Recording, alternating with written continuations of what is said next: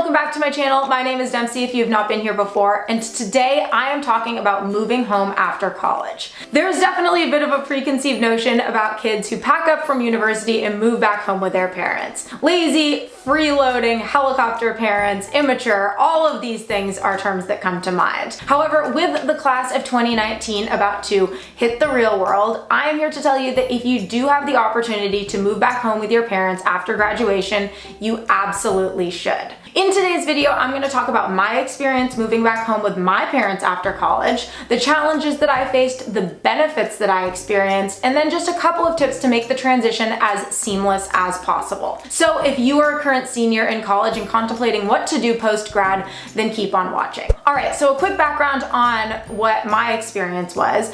I went to college about an hour away from where my parents lived, where I grew up. For the first 2 years of college, I lived in a dorm on campus, and then for the second 2 years of college, I got an apartment off campus. So I was out of the house for 4 years. And when it came time to graduate, when everyone was sort of talking about their plans, I probably had about a 50-50 split of friends who were either going to move back home with their parents and friends who were going to get apartments and just sort of tackle the real world. And anytime that I got asked by people, oh, what are your plans after graduating? I felt the need to really justify my decision to move home. I would say, oh, well, I'm gonna stay in LA and I'm gonna save a lot of money and I'm not really happy about this, but it's what makes sense financially. It just, you know, I'll get an apartment soon. And I think that this is because I felt a lot of shame in moving back home with my parents, and I kind of felt like, oh, it's only losers that graduate college and then go back home. They're taking a step backwards. And I was completely wrong. If I could go back and tell myself that, I would. But I am here to explain that that decision was one of the best decisions that I have made in my entire life when it comes to my relationship with my parents and my finances. So first I'm going to talk about the top 3 challenges that I faced when moving back home / the reasons that I didn't want to do it. And the number one reason was my ego. I did not want to move back home after college because I felt like a loser. I felt like this is not what you were supposed to do, that once you graduated college, you were supposed to be out in the real world and you were supposed to be toughing it out and making a go of it on your own. I felt like I was definitely taking a step backwards because I had been independent, I had been autonomous for 4 years, but now I was going back essentially to where I was when I graduated high school, but I had this whole new set of skills, this whole new set of experiences, so I definitely felt like I was doing something wrong. The second challenge that I faced had to do with abiding by my parents' rules and essentially losing a bit of my autonomy. I want to preface this by saying that I was never a rule breaker. I was never a rebel. If anything, I was a rule follower. I'm a people pleaser. But when you go from living on your own for 4 years to being back with your parents, you're going to experience a change regardless of how good of a kid you were. And for me, this just meant that I felt like I was being hovered over. I was asked what I was doing, I was asked where I was going. If I didn't get home at a certain time or when I said that I would, my parents were really worried about me. I would get a bunch of texts, and I just honestly wasn't used to this at all. And the third challenge that I faced was just that I felt like I was taking a step backwards and I didn't want to lose momentum. I feel like moving back home with your parents can either be something that will enable you to not take steps in your career and in your life to move you forward, or you can flip it around and you can use it to sort of propel yourself forward and get ahead in life. So enough about the challenges, let's get into the benefits. Benefit number 1, and probably the most obvious, you are able to save so much money. And to really hit this one home for you guys, I have a couple of statistics. Millennials are earning 20% less than their parents did at their age, but expenses are obviously much higher. Housing tends to be the largest fixed cost of living for 20-somethings, with millennials spending 45% of their income on rent. Between the ages of 22 and 30, millennials will spend an average of $92,600 on rent. Not to mention 70% of college grads are graduating with loans, with the average borrower leaving school with about $37,000 in debt. Obviously, the financial goals of moving back home should be to first pay off any debt and then create a really nice savings fund for yourself.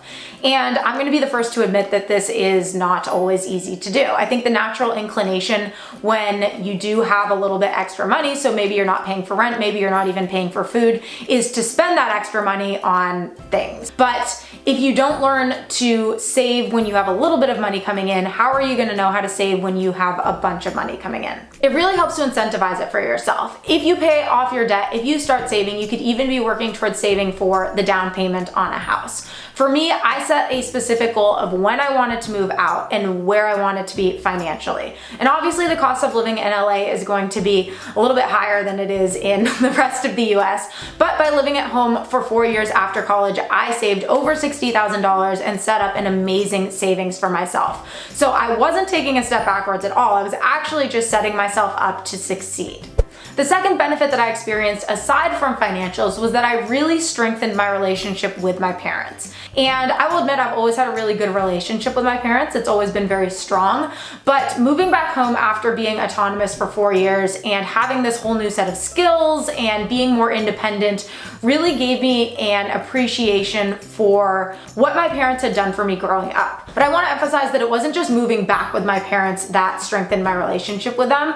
It was my decision to set new expectations for myself. So when I moved back home, I wasn't my 17-year-old, 18-year-old self. I took on a lot more responsibility. I expressed a lot more gratitude for what my parents had done for me, for what they continued to do for me, and I began to treat them not just like parents, but like people. A big example of this, the biggest example that comes to mind was that a lot of the times when I was living at home, I would want to spend more time with my friends than I would with my parents. But I realized that my parents weren't just my parents, they were people, and I needed to nurture my relationships with them just as I would nurture my relationship with any of my friends, any of my roommates that I had at university. And the third benefit that I experienced was that I gained invaluable time with my parents. I don't want to be morbid, but no one is getting any younger, especially our parents. So if you do make the decision to move back home and live with your parents,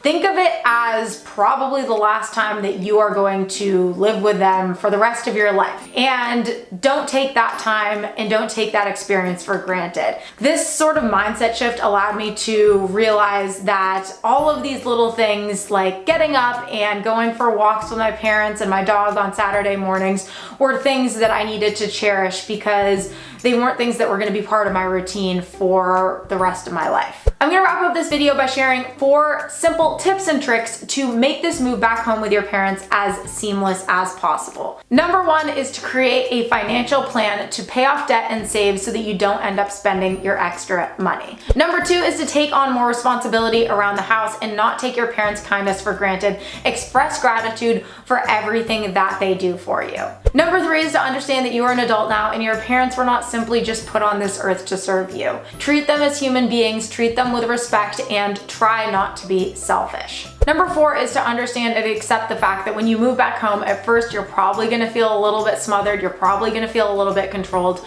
but to respect the rules that your parents do put in place for you and be grateful that you have a roof over your head. Anyway, thank you so much for watching. I hope you enjoyed this video. I hope you found it informative. I hope it helps make that decision whether or not to move home after college just a little bit easier. If you did enjoy this video, if you liked what you saw, be sure to give the video a big thumbs up because it does really support my channel. And don't forget to hit that subscribe button because I post new content every week.